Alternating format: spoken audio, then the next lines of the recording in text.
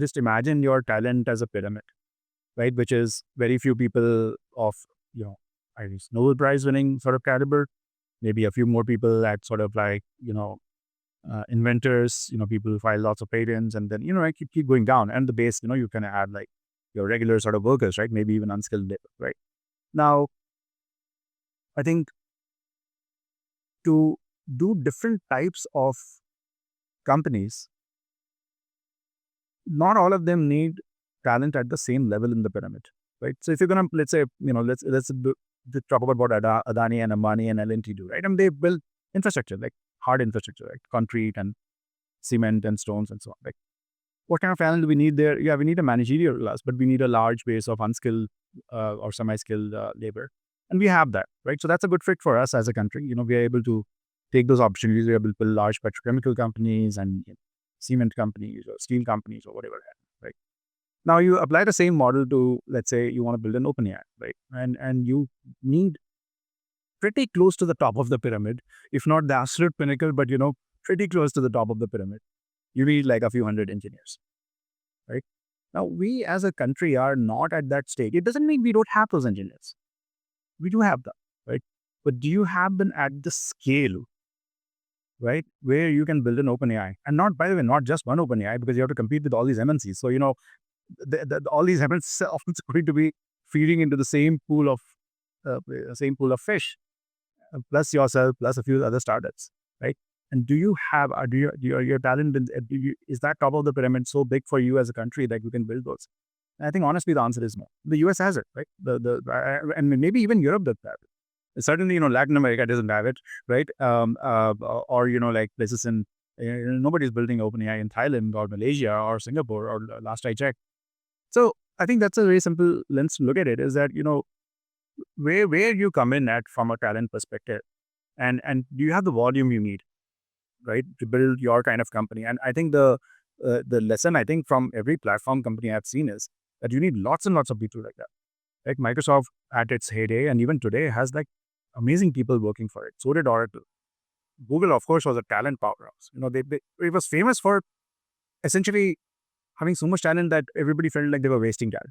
Right? There are thousands of engineers of the absolute top caliber, and the running joke in the valley was, hey, the biggest waste of talent. I mean, of course, whether it's wasted or not is a moot question, but they had that talent, right, to tap into, right? And that's, I think, the specific problem that we have with building, an OpenAI scale company, right? And there are many ways of solving it, right? I mean, you can't do it in India. Let's take that as a starting point, right? You can get started in India, because the day you start a company, you don't need 100 engineers, right? You need, like, if you had like 5 amazing engineers, you would be, I would suggest, pretty well placed as a company, right? I think that, the DeepSeek team is pretty large, but I'm sure, that they had a much smaller team when they got started. They've been around for 2-3 years, right? No, I mean, that's interesting. Maybe just one thing here is there one reason, or do you think it's just that all of these factors need to come together, which is people need to stay, capital needs to come in, incentives, there need to be companies that I think get these are companies. all, we try to disentangle these things, but actually it is very hard. They are all related. Talent um, is required for success. Success is required to give confidence to investors that I can invest large amounts, right? Success also needs a large market. So if you look at the triumvirate of these things, talent, capital, and market, we have clearly covered a long way from the last, 10 years back. So I'll give you one very, very concrete example that I personally know of fairly well. These days, you will find a lot of software companies, for good or bad, they get started selling to Indian banks, right?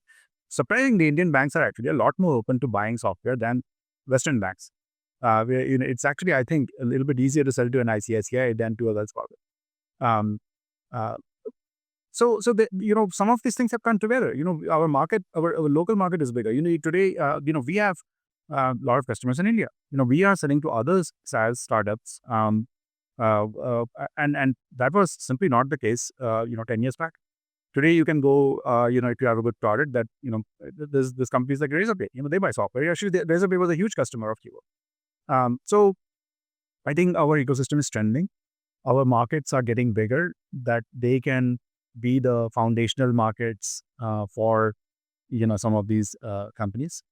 Our capital is getting more confident because they have seen examples of success, so they can invest.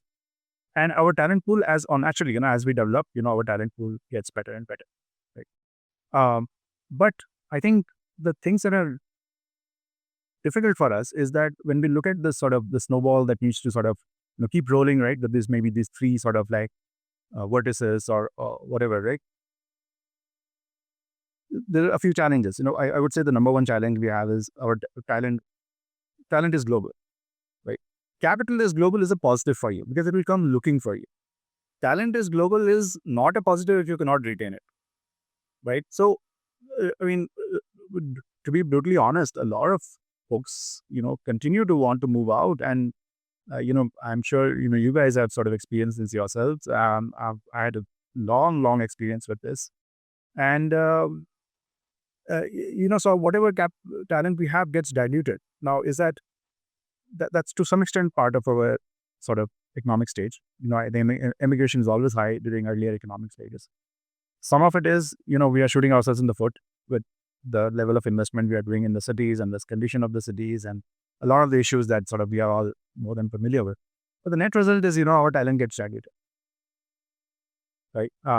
GTM, I think it is, if somebody really sets their mind, they can go and do the US GTM, right? It's possible. It's not that it's not possible. And we did also discuss there are other ways of getting bootstrapped. So that also, I think, is not, is not such a big deal. It is possible. Look at DeepSeek. They don't have a US GTM, right? They have money, they have talent, and they built a world-class product, and the whole world came to them, right? And they have the local market.